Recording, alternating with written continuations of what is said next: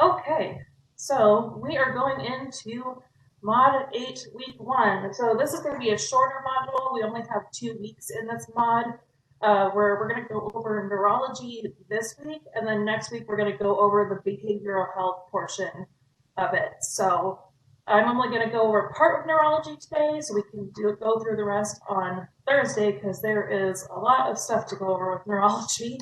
So yeah, and then you guys also need to do the language of medicine chapter 10 that goes along with this chapter 36 in your guys' book. So this is it for this week. Not too bad.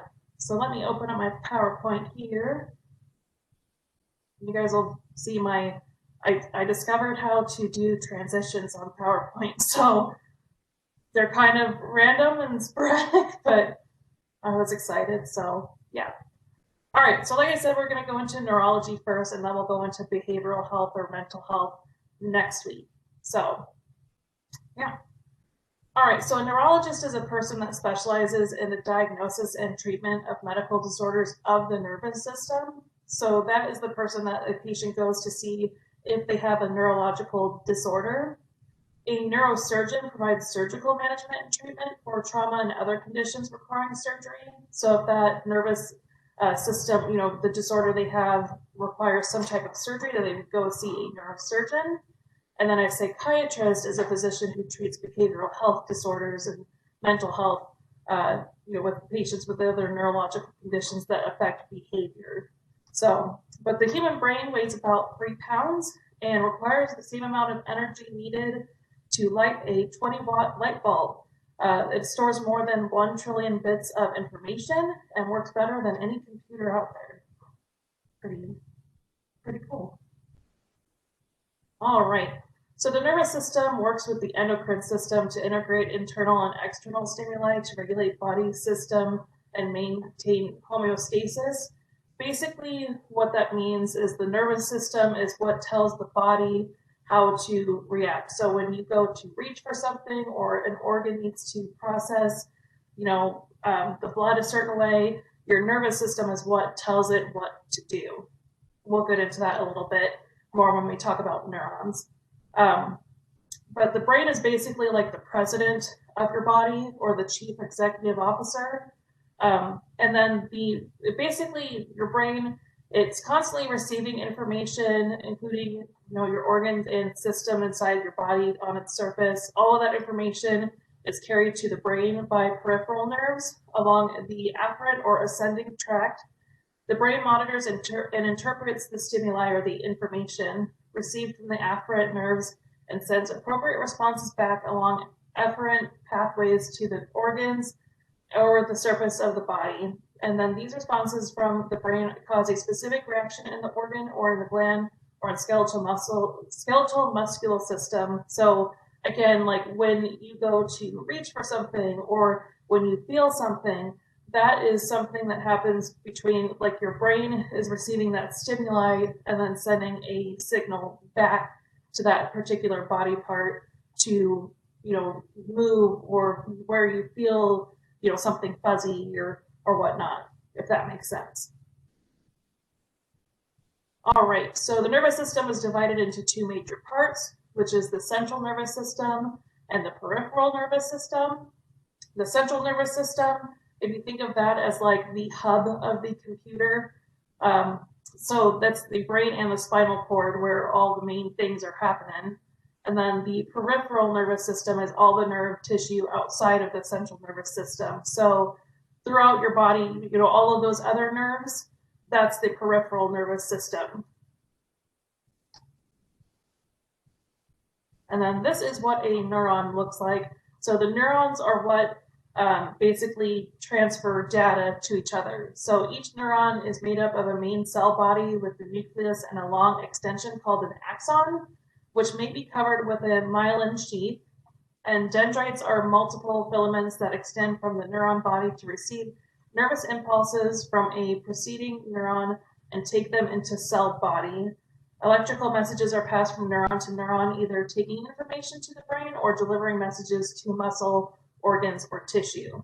So the neurons are kind of what make things happen. The neurons come from either the brain, sending a signal down to that muscle, organ, or tissue, or they're sending a signal to the brain from that muscle, organ, or tissue. All right, and this is what our brain looks like. So this is the central nervous system, is your cerebrum, the cerebellum, and then the brainstem. So this is what consists of all of the central nervous system, where all the main things are pretty much happening. And then the spinal cord is where, like the peripheral nervous system. So it extends from the inferior portion of the brainstem to approximately the second lumbar vertebrae.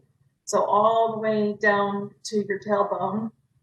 31 pairs of spinal nerves extend out and innervating a specific area of the body. So all down your spinal cord, you have these nerves that are kind of stringing out all over the place. So, and then those nerves travel back up the spinal cord to your brain, and then vice versa, from your brain down your spinal cord to those nerves to whatever area it needs to go to.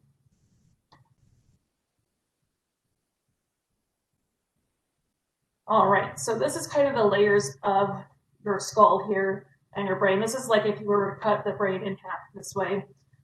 So you have 3 different layers to your brain, and I'm going to post this for you guys too, because I know that this is a lot to remember.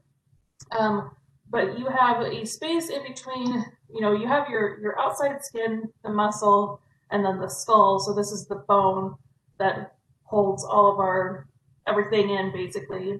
But you have this thin layer between the skull and your brain here, this little layer right here, and this is the subdural space. So it's kind of like a area that holds a little bit of liquid that keeps it so your body isn't, or your brain isn't rubbing right up against your skull.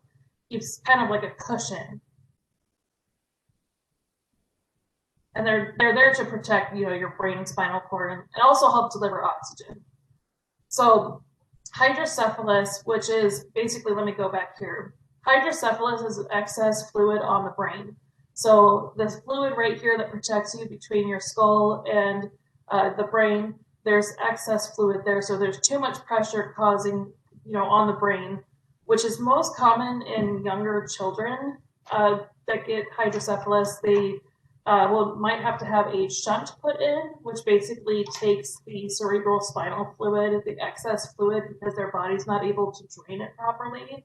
Where most people, you know, regularly your body absorbs part of that cerebral spinal fluid, so it's constantly making the cerebral spinal fluid, and then basically it's draining out as it's making it at the same time, because every hour it makes about a teaspoon of cerebral spinal fluid, and then it constantly needs to drain so it can send, you know, oxygen and blood to the rest of the body. But sometimes there's a blockage that causes that from happening, and that's what causes hydrocephalus. So they might have to have a shunt put in, and I'm going to post a video along with this for you guys to see what that kind of looks like. But it's basically a shunt they put in the back of their head down into their stomach, where the excess fluid drains into, and then the body can reabsorb it. So the body can still reabsorb, you know, all the blood cells and everything, oxygen that it needs, just in a different area. But it just causes an enlargement of the skull and damage to the brain and tissue from the pressure.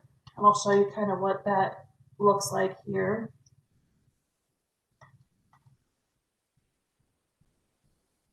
Oops.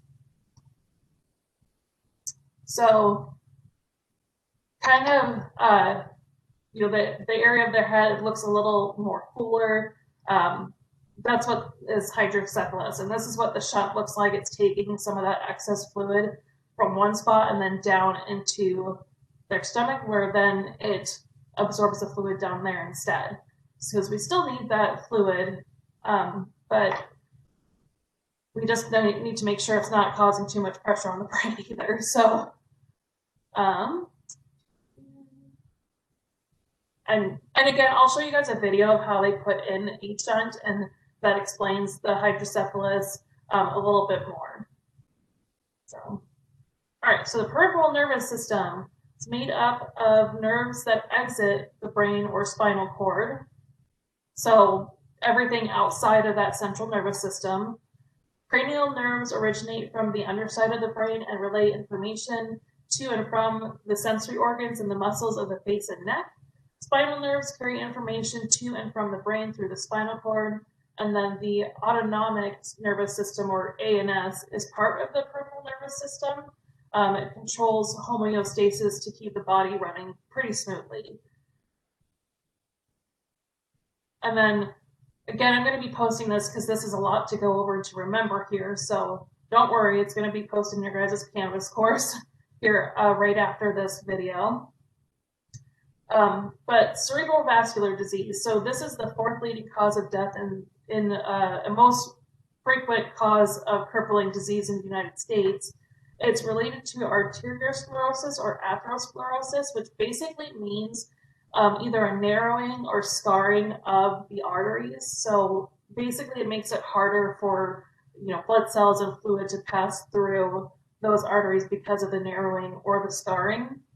And it can be caused by untreated or uncontrolled hypertension, a emboli or like a blood clot that can cause cerebral vascular disease as well. So uncontrolled hypertension is the main cause of it. Diagnosis would be through a cerebral arterial angiogram, which is like an ultrasound that they do to check to see if there is any arterial or atherosclerosis of the cerebral arteries. So this is the last slide we'll go over today, and then we'll get into TIAs and all of that other fun stuff. But signs and symptoms of neurological problems include recurrent headaches, periodic memory loss, changes in sleep pattern, frequently dropping items, difficulty with particular speech patterns, numbness in a specific body area, visual disturbances or abrupt changes in vision, loss of consciousness or confusion or disorientation as to the date, time, or place.